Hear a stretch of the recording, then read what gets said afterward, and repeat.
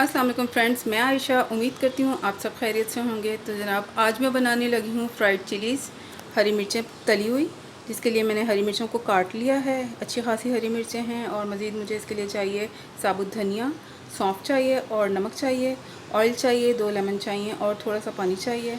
चलिए स्टार्ट करते हैं। तो सबसे पहले मैं इसके अंदर डाल दूँगी ऑयल।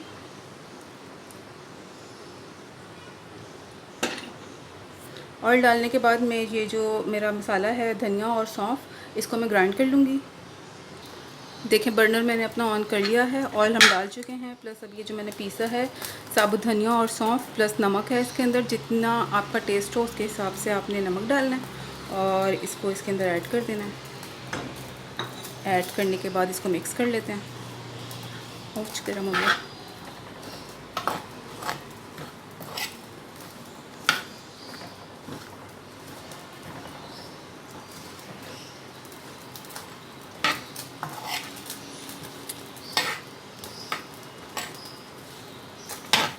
ठीक है, मिक्स करने के बाद इसके अंदर थोड़ा सा पानी ऐड कर देते हैं।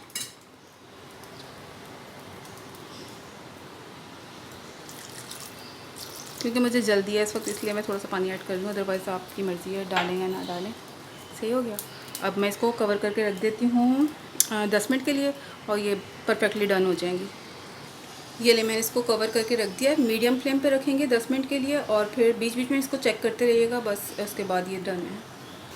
आज मैं फ्रेंड्स मैं अपनी हरी मिर्चें चेक कर लेती हूँ।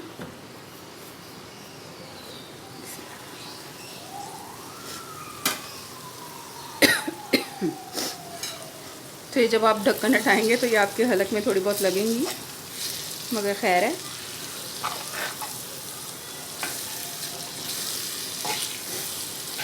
देखें कितनी जल्दी से ये बन भी गई हैं।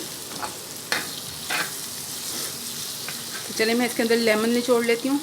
लेमन मेरे एक हाथ से काम नहीं होगा। चलें देखें मैंने लेमन ऐड कर दिया। मैं एक हाथ से करती तो इसके अंदर सीड्स भी चले जाते, जो कि खाने में फिर बहुत बुरे लगते। तो साथ ही मैंने इसमें नमक भी चेक कर लिया, थोड़ा मुझे कम लग रहा था तो मैंने थोड़ा और नमक डाल लिया। तो आप भी चेक कर लीजिएगा, क्योंकि ये मिर्चें हैं तो फिर मिर्चें बहुत तेज़ लगेंगी अगर नमक कम होगा तो। ठीक है, तो इसके अंदर लेमन भी डल गया और इसके अंदर नमक भी डल गया और ये रेडी हैं। तो चलें इसको सर्व कर लेते हैं।